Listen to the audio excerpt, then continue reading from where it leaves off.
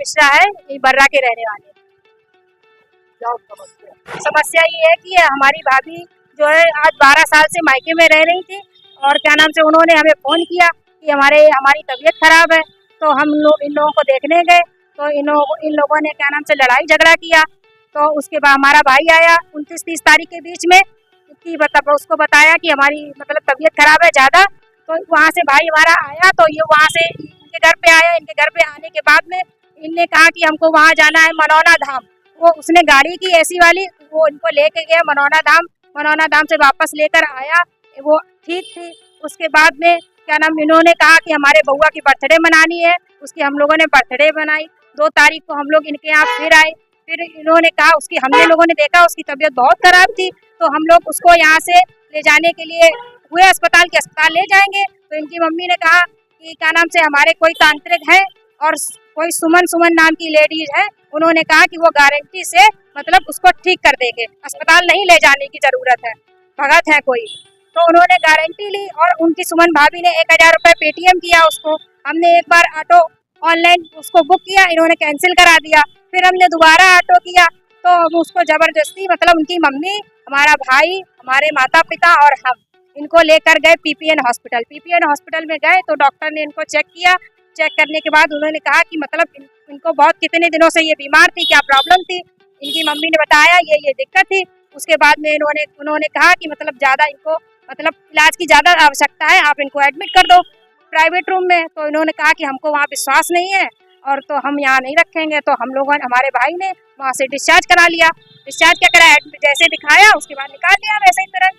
तो उसके बाद फिर इन्होंने कहा जहाँ से इनका इलाज चल रहा था शुरू से 2 महीने पहले से इनके फेफड़ों में दिक्कत थी, ये घुल मंजन करती थी और नींद की गोली भी लेती थी। आज 4-5 साल पहले इनको माइग्रेन की बीमारी थी, इनका इलाज परमानेंट चल रहा था और जब से शादी हुई तब से ये अपने मायके में ही रह रहे। उसके बाद क्या नाम से हम लोग इनके न्यू एलाइड हॉस्पिटल में ले गए, इनके फैमिली डॉक्टर हैं जहाँ पर ये इलाज कराती थी। उन्होंने कहा कि हमने इनका सब देखा है और क्या नाम से इनको क्या नाम से आप हैलट ले जाइए, हमारे बस का नहीं है। तो हमारा भाई, हमारे माता पिता इनको हैलट में ले गए तो वहाँ पर एडमिट कराया, उनकी जांचें कराई। 2 तारीख को हमने इनको एडमिट किया। हमारे भाई ने, इनकी मम्मी भी थी वहाँ पर, तो इनकी मम्मी भी 4 दिन वहाँ रही। हमारे रिश्तेदार, हमारे माता पिता, हम सभी लोग गए वहाँ देखने के लिए।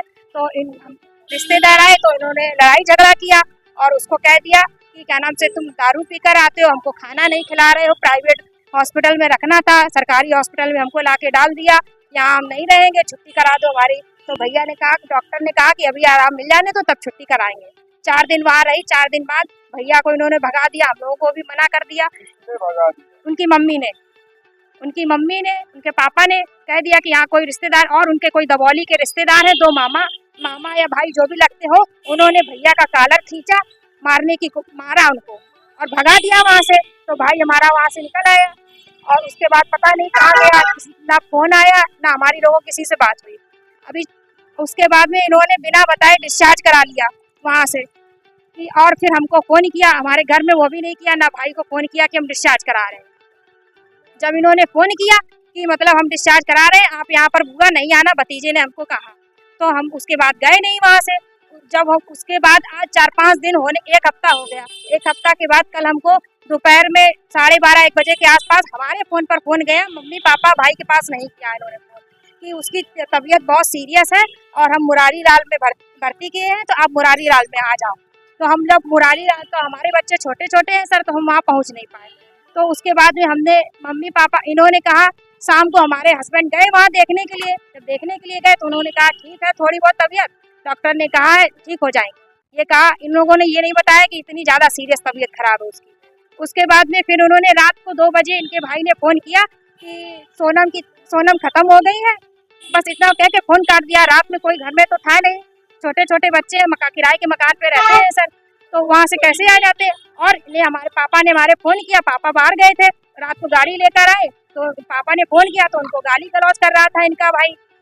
उसके बाद में जब पापा आए तो हम लोग इनके घर आए तो इन्होंने मम्मी को धक्का मार के वो किया, पापा को गाली गलौज किया, हमको कॉलर पकड़ के, हमको इनके कोई रिश्तेदार है उसने हमको मारने के लिए उकसाया। नाम नहीं मालूम है, रद्दान का कोई लड़का है, छोटू और जन पता नहीं नाम कुछ नहीं जानते उनका। उन्होंने हमको धक्का मार के मतलब भगाया। कि यहाँ क्या करने आए। हमने कहा हमारा आदमी है तो हम यहाँ आए हैं। बस सर हमारी ये रिक्वेस्ट थी कि हमारा भाई बाहर रहता है, अगर वो आ जाता तो उसका एक आदमी जा रहा था तो उसको देखने के लिए तसल्ली हो जाती कि जब हम आ जाए तो उसका अंतिम संस्कार कर ले। यही रिक्वेस्ट कर रहे थे इनसे, इन लोगों ने बात नहीं मानी और मिट्टी उठाकर चले गए। क्या नाम था? कौन से हॉस्पिटल में था? हमारी भाभी का नाम सोनम शुक्ला था, हमारे भैया का नाम दीपक मिश्रा है। मुरारी लाल में इनको एडमिट किया गया था और ना ही उनकी मतलब पोस्टमार्टम हुई है।